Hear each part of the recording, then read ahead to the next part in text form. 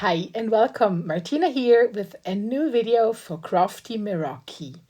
Today I'm going to focus on a super easy and accessible mixed media technique for your card making, which leaves you with a 2-for-1 card. I'm going to use the green Garland stencil and some of the new and improved Lindy's magical shakers. To start, I'm just wetting my cardstock. It's just a regular but good quality cardstock. I'm sprinkling some Lizzie's Cup of Tea teal onto the paper, and I'm just spreading the powder with my wet brush over the paper until I like the amount of color on my paper, and I'm setting this paper aside to dry as soon as I like the look at the optics of the color on my paper. As soon as this is dried, I am placing the green Garland stencil on that colored piece of paper, and I'm then sprinkling some Spill the Tea teal powder over the stencil, and I'm then just spraying water. I'm making sure that I use a mist of water and I'm not adding too much or a too heavy mist of water to the powder because I don't want to create puddles. I can then lift the stencil off and flip the stencil and place it onto another piece of cardstock with the wet and colored side down, so I can get like an imprint, a negative imprint of my stencil and all the color I still have left on the stencil. And this is the 2-for-1. Whilst this is completely drying, I am starting to think on my card designs and how I could, well, have almost the same design but still two totally different card. And for this I'm using the Affluent heart dies. These are nesting heart dies, which I absolutely love because the sizes are fabulous.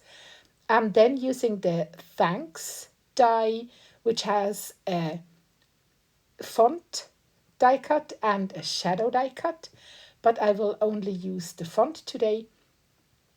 And I've been thinking of the Margaret dies, and I then just grabbed some pieces of paper which I still had left over with Crumpets and Lizzie's Cup of Tea teal, which were already painted as I did in my very first step, but already dried so I could work ahead.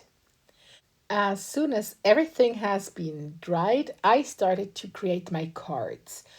On one card, I have already die cut one of these Affluent heart dies with the first card panel I created, and on the second card base, I just created that negative imprint I made from the stencil.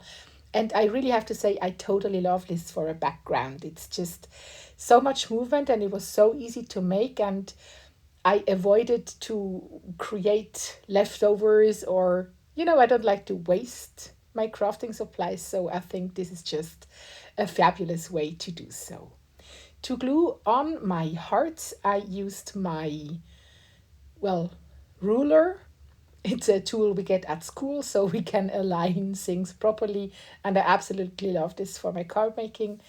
And I've then been cutting the thanks die from a piece of cardstock where I glued a piece of double-sided adhesive on top on, so I was able to just pour some sparkly bits over it, and I created a piece of like customized glitter cardstock. You could use glitter cardstock, you could use colored cardstock, or you could paint your cardstock with glitter paint, whatever your heart desires, whatever you have on hand. It's just, I like these shiny elements over these more mixed media or more messy backgrounds because I think it just elevates the design slightly, and I think that's always a nice thing to have. On the Magical's heart, I'm adding a little bouquet which I created from these Margaret dies, and I think it's just a nice little detail and it adds to that slightly more elegant look that I was hoping to create. And as the very last finishing touches, I'm using some gold opal gems, and I'm just using the Burley Arts glue and my pickup tool and just place these, shiny half domes in the middle of my Margaret. And these are the finished cards where you had to get messy for one time and you get two amazing cards.